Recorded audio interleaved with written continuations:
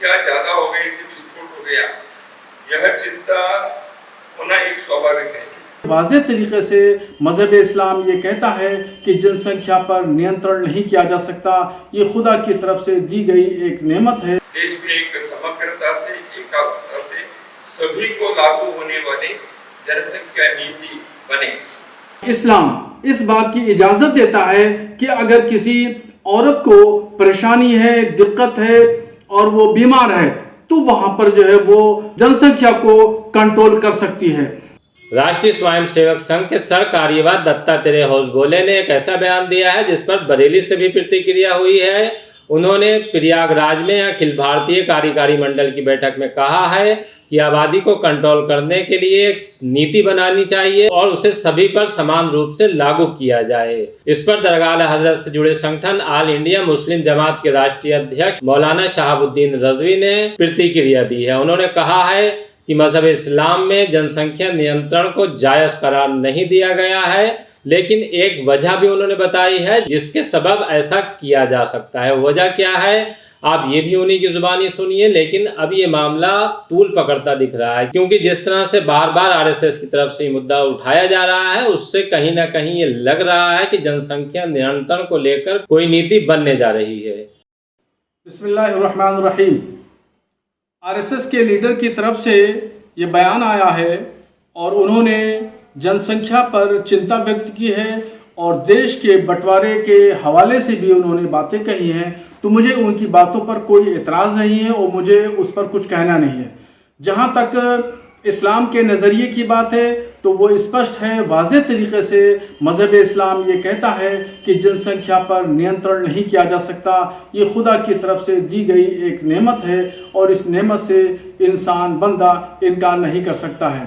खुदा की तरफ से ये नेमत के तौर पर यह है कि किसके बच्चे कितने पैदा होंगे और उनकी क्या शक्ल और क्या हैत और क्या जोग्राफिया होगा, ये इंसान के दस्ते कुदरत में नहीं है, ये इंसान के बस में नहीं है। ये सिर्फ़ और सिर्फ ये खुदा की कुदरत में शामिल है और ये नेमत इलाहिया है।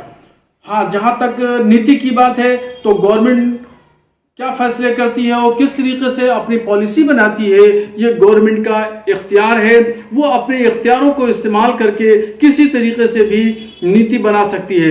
वो उसको जिस तरीके से चाहे जनसंख्या को नियंत्रण करने के लिए नीति बनाए, उस पर भी किसी को कोई एतराज़ नहीं होगा, क्योंकि गवर्नमेंट की अपनी अपनी पॉलिसी होती है, वो अपनी पॉलिसी के तहत नीतियाँ बनाती हैं। हाँ, ये ज़रूर बात है कि इस्लाम इस बात की इजाज़त देता है कि अगर किसी औरत को परेशानी है, दिक्कत है और वो बीमार है, तो वहाँ पर जो है वो जनसंख्या को कंट्रोल कर सकती है।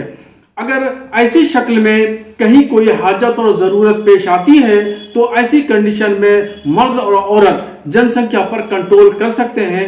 इसके अलावा और इस्लाम इजाज़त नहीं देता है।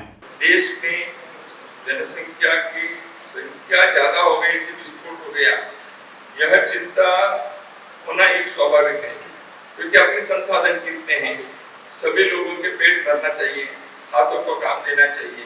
देश में एक समग्रता से, एकाग्रता से सभी को लागू होने वाली जनसंख्या नीति बने, ऐसे जो बात जाएगा उसकी भी हमने यहाँ चर्चा की है।